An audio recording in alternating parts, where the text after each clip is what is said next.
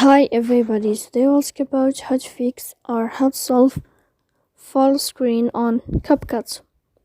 To know how to fix or how to solve full screen on CapCut app, you should just go to settings. Here you can click apps, default apps, app settings.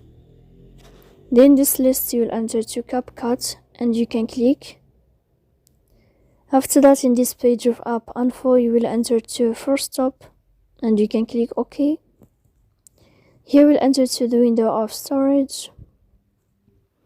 Then you can click clear cache. Don't click clear data because that can cause you errors in your app. In the end, you can turn off your phone and you can wait a moment to turn on your phone again. So please don't forget to support us by like and subscribe. See you next time in another video and thank you for your attention.